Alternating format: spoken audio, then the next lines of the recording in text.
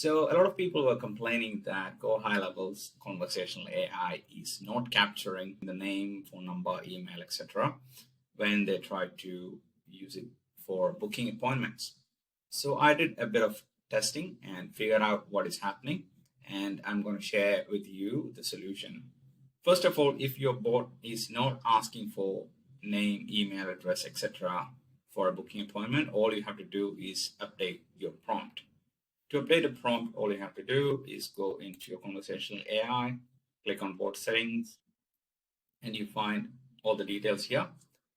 And then you go into your configure intents. This is where you set your intent and the prompt for that specific intent. So I believe your intent would be booking an appointment. In that case, you toggle this on here and then click on edit prompt. So most of this prompt would be created around your business. So you can change who is the bot and all that according to your business requirement.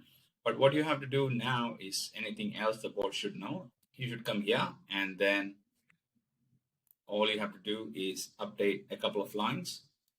So here I have 2 lines here. Before booking appointment, ask for first name, email, and phone number, and do not go ahead with booking an appointment without capturing the contact details. So by adding these 2 lines, my bot is able to ask for first name and other contact details. So if you don't have this in your prompt, please go ahead and add something similar so that the bot asks for contact details. Once you have that, click save and you're pretty good to go. Of course, the efficiency of a bot depends on the prompt. You find the best prompt that works for you, but this is just to give you an idea how you can capture the name and contact details, right?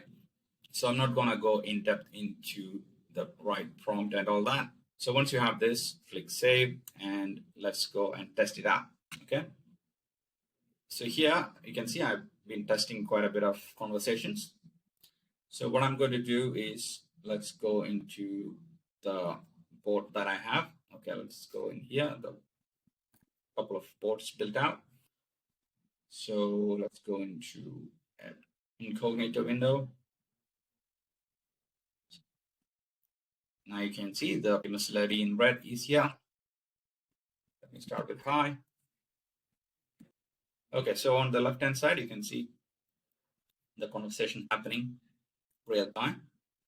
So even if you go ahead and give your name straight away. So I'm just saying, hi, my name is Harry Potter. I'm just giving out my name straight away. I'm looking for more info on the offer you have and all that.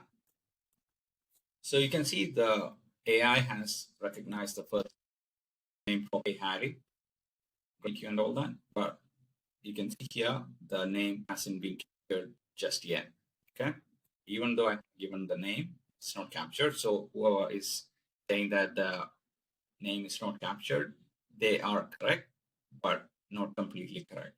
So I'm going to show you what's happening now. Let's reply now.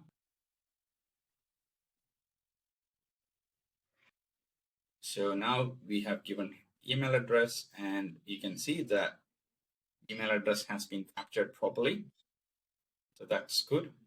Name is not captured yet. So now the AI has given the link and also gave the number of spots remaining. This is dynamic. I'll probably make another video on how to make this dynamic values on a chatbot. But for now, let's focus on capturing the name. And you can see here, it is now number 3. We have had like 3 interactions with the chatbot. So let me continue the conversation with the chatbot. Now this is the 4th interaction. You can see number 4. And still the name is guest visitor. And now the bot is going with whatever questions I have under my prompt. So this is an important step. Now we are going to have our 5th interaction with the bot, and you will see the magic now. So I'm going to send the 5th message, and you can see 5 here. And all of a sudden, the name would appear. It is no longer guest. It has taken the full name from the message that we have sent earlier, our 2nd interaction. So what I've understood is that HighLevel on the backend is looking for name and capturing the name, but not on every interaction. So it is capturing the name on the 5th interaction or the multiples of 5th interaction. What I mean by that is that you can see here I've tried with this interaction, I gave the name in about like 7 or 8 step. And on the 10th step, it captured the name. And this name has been captured on the 5th step. So let's look at this example here. I have given the name in about 3rd interaction. And I have given the email address, which has been captured properly. But I did not go ahead and add another 5th interaction. You can see it's only 4 interactions.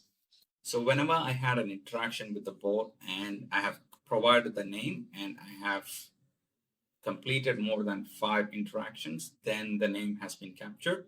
But if the interaction is less than 5 and I have given the name, it has not been captured. So HighLevel in the backend is looking for name in every 5th interaction. So that kind of makes sense as well, because I was trying to build an automation to capture the name if the name is not captured. And my logic was to look for name in every 5th interaction because I didn't want the GPT action to run every interaction.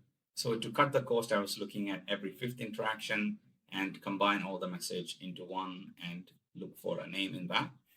So I will show you that automation as well. If in case if you want to capture the name in less than 4 interactions, you could probably use that automation.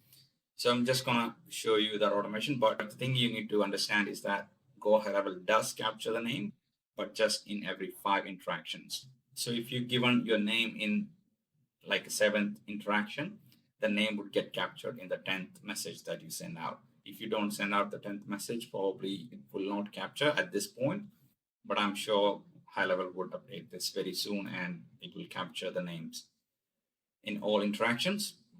So let's go ahead and check that automation that captures the name whenever you want from window. So this is that automation. So there are a few steps that are part of my testing. I will just go through the relevant steps. So whenever a customer replies and the reply channel is live chat, so this math operation is actually added here so that I don't want to run it every time. So this step acts like a counter. So this would add 1 to the test number field whenever this workflow runs. Also discard all the internal notification blocks that you see here. That was just for testing purposes so that I know that what is running and what is not running. So don't worry about those things. Now we look for condition to check if the first name is guest or not.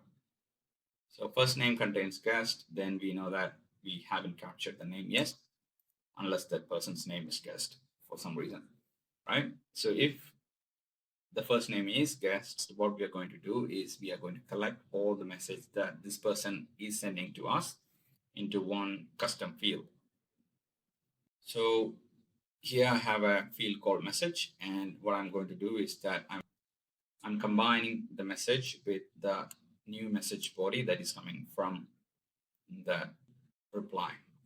So whenever a new message comes in, that gets added into this message body. This was part of my initial test because I was looking at every 5th interaction to run this. So in this case, I was looking for if it's interactions more than 5, then I want the GPT action to run. But in case you want to run it every time, you can just go straight here. And this GPT action runs, we are going to look into the message body that we created in the previous step and look at the conversation and find if they have mentioned their name. If the name is mentioned, please pause it to generate a response that contains only their name. And we have given the message as contact message, right? Which we have got here. So we have taken this message and given to GPT to analyze if it is a name. And if it is a name, what we need is to make sure that it is a name. So I have another GPT action, looks for, could this be a person's full name? If it is yes, output as yes or no. And then we would check the GPT-2 response is yes or no.